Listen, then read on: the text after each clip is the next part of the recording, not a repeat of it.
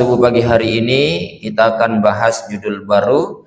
Judulnya adalah Babu Husnil Khuluqi Iza Faqihu, yang artinya pembahasan akhlak mulia apabila memahami agama.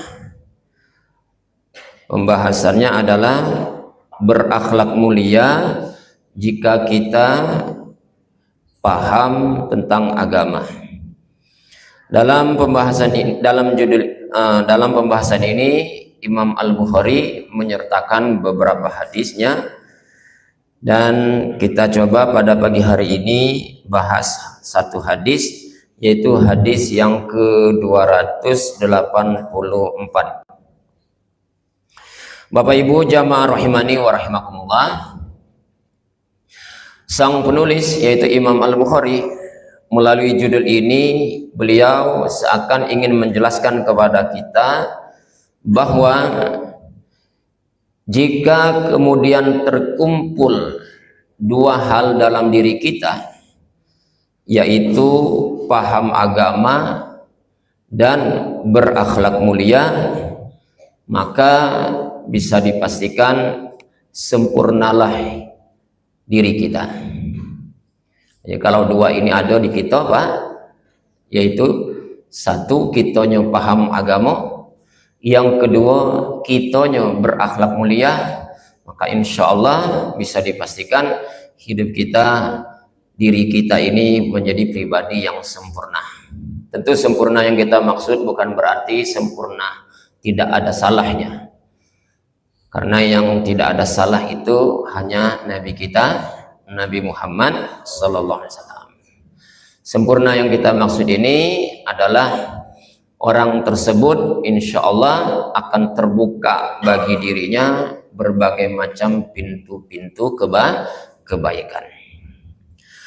Bapak Ibu jamaah rahimani wa rahimakumullah, dengan pemahaman agama maka orang tersebut akan patuh dan taat dalam beribadah. Dan ketaatan beliau dalam mentaati agama tentu berdasarkan pemahaman yang benar, yang berdasarkan petunjuk yang dituntun, yang diajarkan, yang dicontohkan oleh junjungan kita Nabi besar Muhammad sallallahu alaihi wasallam. Lalu kemudian secara akhlak yang bersangkutan insya Allah akan baik hubungannya terhadap sesama makhluk, terutama terhadap sesama umat manusia. Jadi kalau sudah berhimpun dua ini, paham agama, dia taat beribadah, dan ketaatan dalam beribadah sesuai tuntunan agama, di sisi yang lain dia punya akhlak mulia sehingga kemudian berakhlak, sehingga kemudian dalam bermuamalahnya terhadap sesama baik, maka dah sempurna hidupnya, Pak. Tapi jika satu saja dari dua itu hilang dari diri kita, maka hilang juga kesempurnaan dalam diri kita. Satu saja hilang dari diri kita, dari dua tadi, maka kita pun akan jauh dari kesempurnaan dalam hidup kita. Paham agama, oke. Pintar, punya dalil, segala macam, ngerti betul tentang agama, dan taat dalam beragama, taat dalam beribadahnya. Tapi minus akhlak kurang, maka sulit dia akan mencari kesempurnaan dalam hidupnya. Orang pun akan menjauhi dari dirinya. Mulutnya ketus, akhlaknya kurang, ya Pak ya. Lisannya tajam, membusungkan dada, ya Pak ya. Menganggap diri kemudian paling benar. Semua orang dipandang dengan sebelah mata.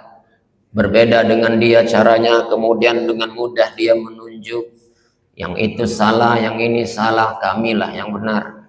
Nah, di satu sisi oke, dia punya pemahaman agama yang bagus, taat juga beribadahnya, tapi minus akhlak, nah jauh dia dari kesempurnaan. Kebalikannya Pak, hal yang sama, akhlaknya oke, bagus betul akhlaknya, orangnya ramah, orangnya bersahabat, ya Pak ya, murah senyum, berkawan dengan siapapun, bagus Pak. Dalam bermuamalahnya luar biasa, bagus, siapapun mencintai dia, senang dengan dia. Tapi dia minus agama, kurang pemahaman agama. Maka yang terjadi apa Pak? Salah kemudian dia menempati akhlaknya bukan pada tempatnya. Akhlak bagus tapi agama kurang. Yang terjadi kadang-kadang apa Pak? Salah cara berinteraksi, cara bermuamalahnya. Misal apa Pak? Akhlak mulia tapi kurang agama. Pas masuk Natalan misalnya, Natal, orang agama di luar agama kita, akhlak bagus, berkawan dengan siapapun Pak, ramah betul.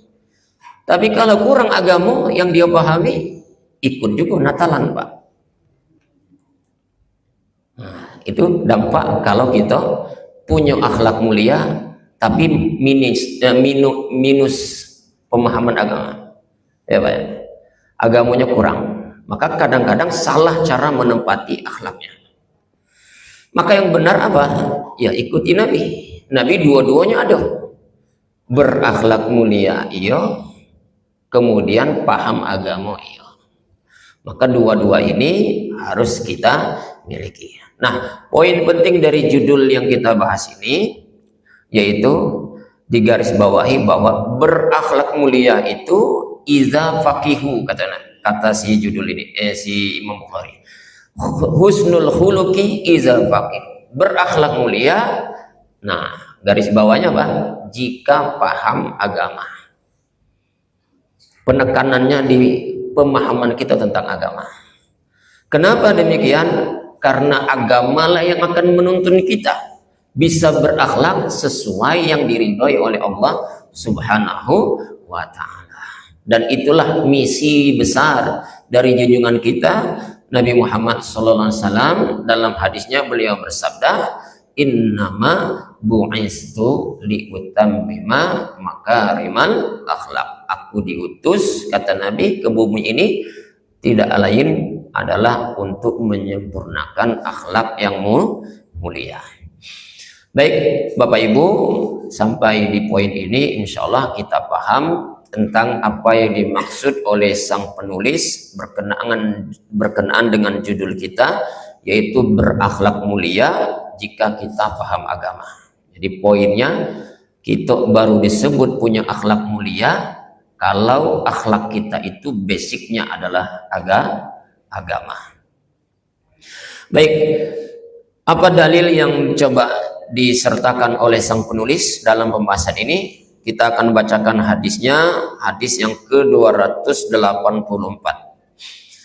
Beliau, sang penulis, menyertakan hadisnya, sanadnya tersambung kepada seorang sahabat Nabi, namanya Abu Hurairah radhiyallahu anhu. Qala an Abi Hurairah radhiyallahu anhu, dari sahabat Nabi yang bernama Abu Hurairah radhiyallahu anhu. Qala Rasulullah sallallahu alaihi wasallam. Kata beliau, Rasulullah sallallahu alaihi wasallam dalam satu kesempatan pernah bersabda. Apa bunyi hadis yang disabdakan oleh Nabi? Nah, ini Pak. Innar rajula la yudriku bihusni khuluqihi darajatal qaimi bil lail.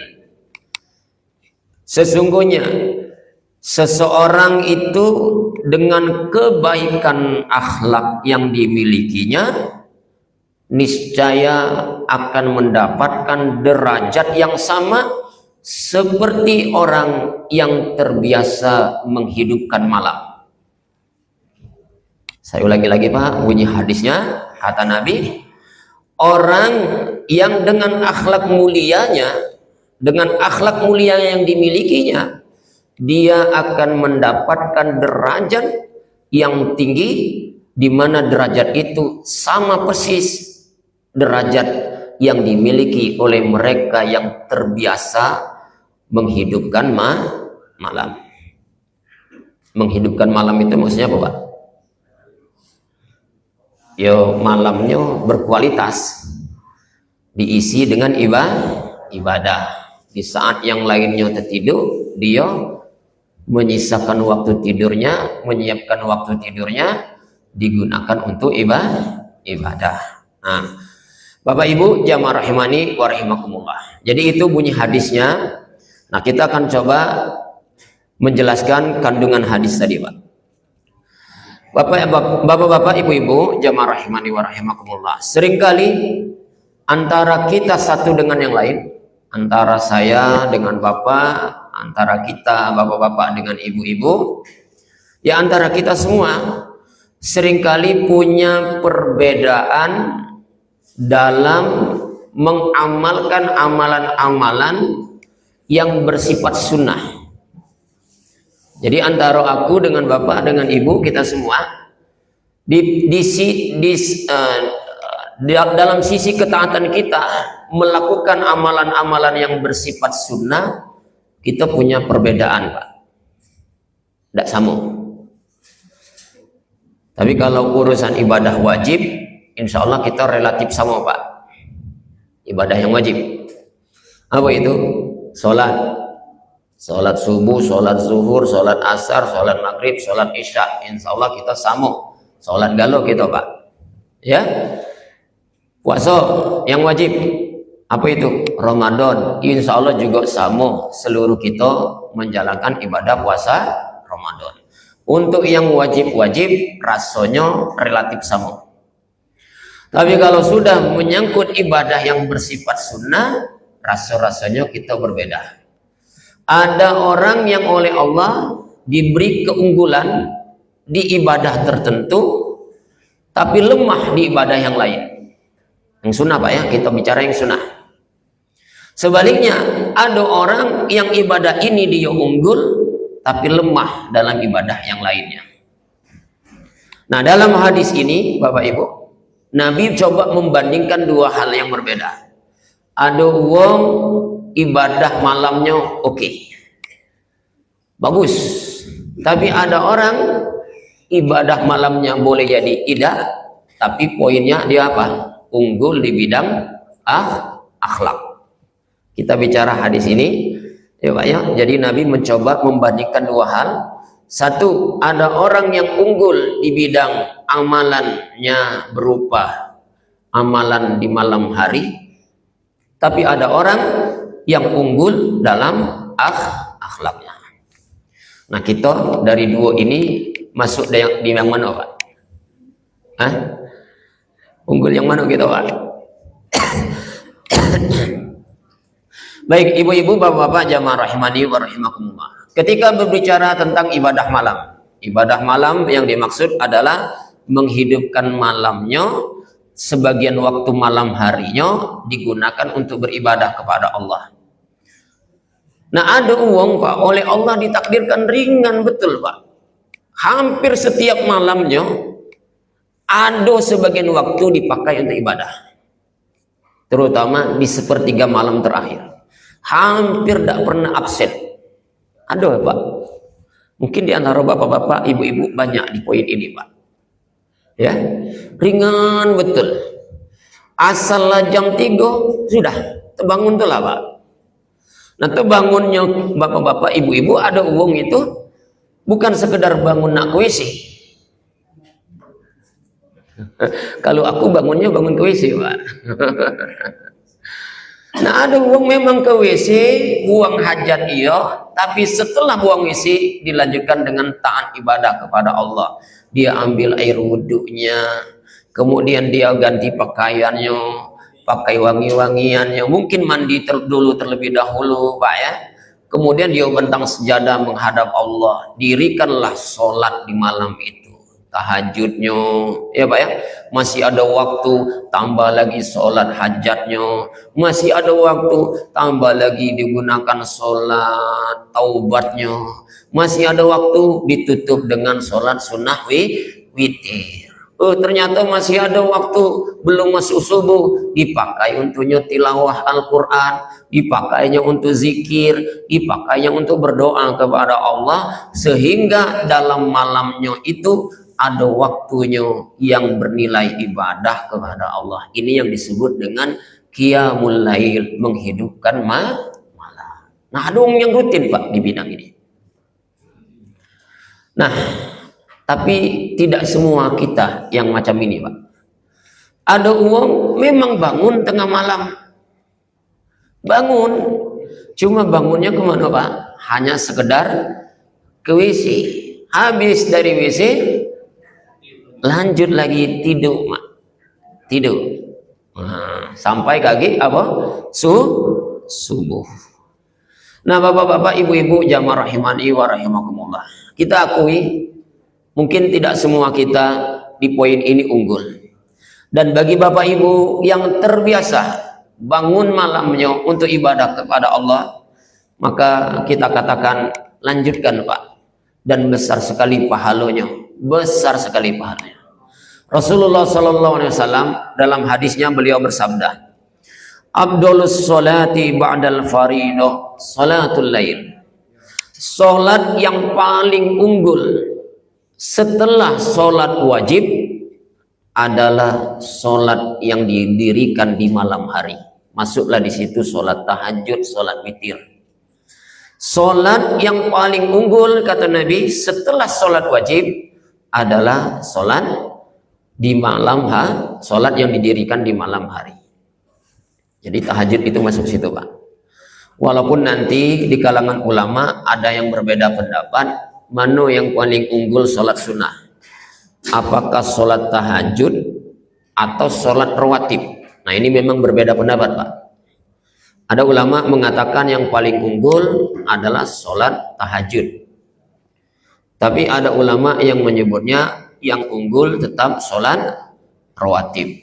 Alasannya apa? Yang mengidolakan sholat tahajudnya, alasannya karena Nabi sepanjang hidupnya tidak pernah meninggalkan sholat malam, terutama sholat witir, baik ketika beliau mukim maupun dalam keadaan safar. Nabi tidak pernah tinggal sholat malamnya, terutama sholat witir. Tapi bagi mereka ulama yang mengunggulkan sholat rawatib adalah Pak, karena sholat rawatib berfungsi mendampingi sholat wajib. Nah, karena kedudukannya berfungsi mendampingi sholat wajib, maka sholat rawatib kata ulama lebih unggul daripada sholat tahajud. Nah, perdebatan ini tidak perlu kita kemudian menjadi pusing. Jadi kita jadi caman sikap kita Pak. Dua-duanya baik diambil. Ya, tahajud laju, kalau tidak baca sholat tahajud dan sholat witirnya, terus sholat rawatib jangan kita tinggalkan. Bapak-bapak, ibu-ibu, jamaah rahimani wa rahimakumullah. Nah, di poin ini Bapak Ibu, bagi siapapun kita yang terbiasa bangun malamnya untuk tahajud, maka besar sekali pahalanya, sampai-sampai Nabi dalam hadis ini memberikan perbandingan. Tapi boleh jadi Bapak Ibu, kata Nabi, berdasarkan hadis ini, tidak semua kita punya kemampuan untuk mudah beribadah di malam hari. Lalu keunggulannya di mana? Nah, Nabi menyebutnya apa? Sekalipun ada orang yang tidak terbiasa sholat malamnya tidak terbiasa, karena sulit, berat bagi dia, bawaannya malas mungkin Pak ya, bawaannya ngantuan dan seterusnya. Tapi dalam sehari-hari orang ini punya akhlak mulia, akhlaknya bagus betul.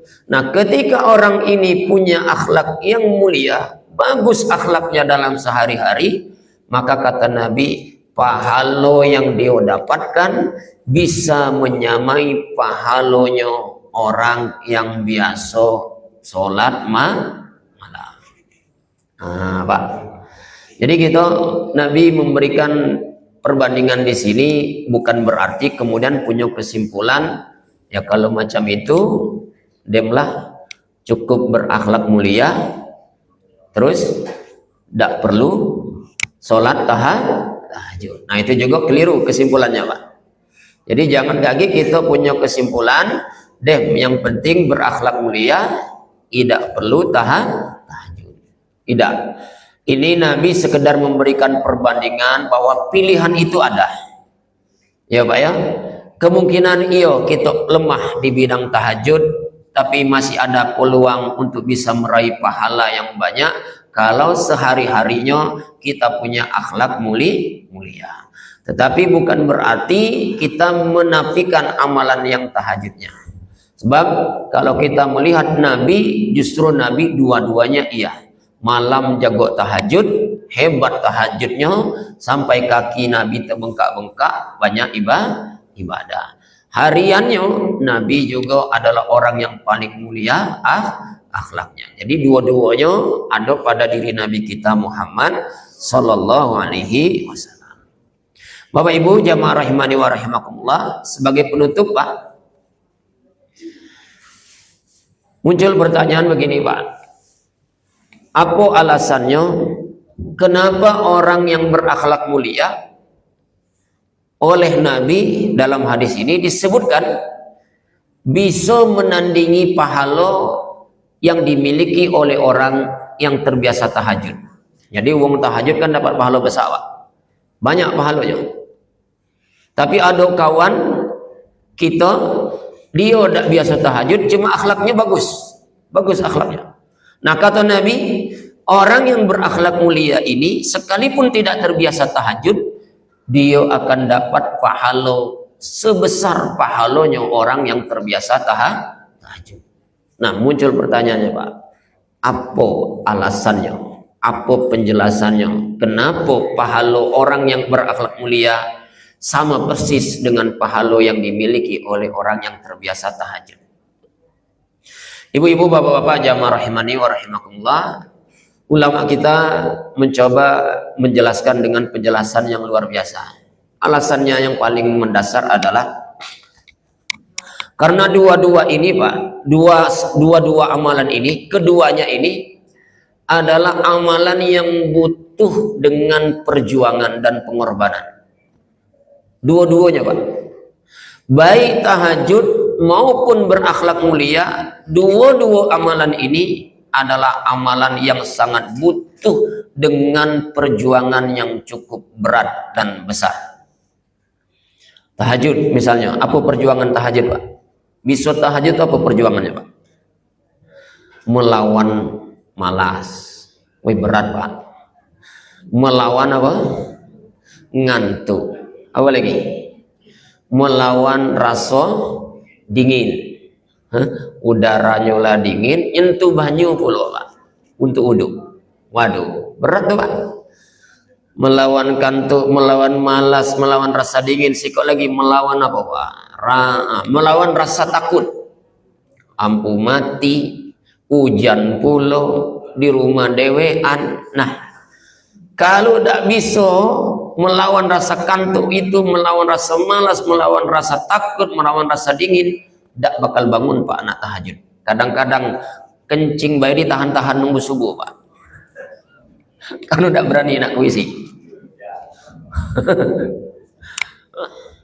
Ketika kita mampu itu Pak, rutin bertahajud, maka kita telah melewati perjuangan yang cukup berat, melawan rasa kantuk, melawan rasa malas, melawan rasa dingin, melawan rasa takut dan seterusnya. Luar biasa perjuangan orang yang terbiasa sholat tahajud. Maka wajar orang yang sholat tahajudnya itu yang berat perjuangan itu bisa dapat pahala yang besar. Nah hal yang sama ibu, bapak, dengan orang yang berakhlak mulia. Ternyata orang yang berakhlak mulia tidak kalah berat perjuangannya seperti beratnya perjuangan orang tahajud Pak. Sekali lagi Pak, orang yang bisa berakhlak mulia tidak kalah berat perjuangannya seperti beratnya perjuangan orang yang bisa tahajud. Akhlak mulia itu contohnya apa Pak? Rajin berinfak misalnya, dermawan. Waduh luar biasa tuh Pak. Orang yang sudah bisa levelnya menjadi orang yang dermawan, dikasih oleh Allah harta, kemudian hartanya diberikan, diinfakkan di jalan Allah, nah itu pertanda konkret bahwa dia termasuk orang yang berakhlak mulia. Untuk menjadi orang yang mau mengeluarkan hartanya tidak mudah, Pak, butuh perjuangan. Nih, gitu balik dari sini, Pak. Siap-siap nak ke kantor, siap-siap nak kerja, nak ke sawah. Pergi jam 7, balik jam 4, luar biasa 8 jam gitu. Keluar rumah untuk kerja. Ila dapat duit, uji agama, apa Pak? Sedekahin apa yang ada pada diri kamu sebagian dari harta. Capek-capek kerja, duit-duit kita nian disuruh ngeluarin, berat tak Pak? Berat Pak. Maka wajar Bu Pak kalau Nabi menyebut dalam hadis as-shadaqatu burhanun, sedekah itu adalah bukti nyata kalau kita beriman. Kita ini pintar teori mana Pak? Tahu kalau sedekah itu besar pahala, tahu bersedekah itu amalan terpuji, tapi disuruh sedekah berat. Tahu baik Pak.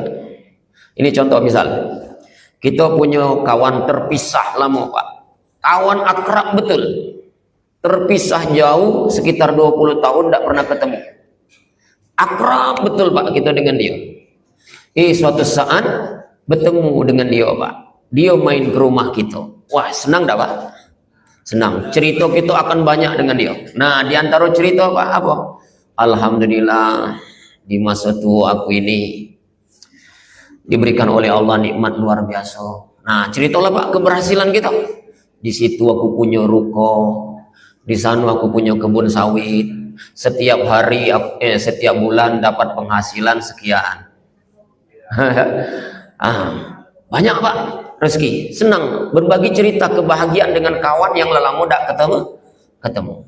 Lah selesai cerita tadi punya keberhasilan, bapak ini datang ini Pak, baru cerita hajat dia. Macam mana Pak? Nah inilah Pak, aku nih nak ketemu bapaknya lama nih, nak nyari-nyari, alhamdulillah ketemu juga.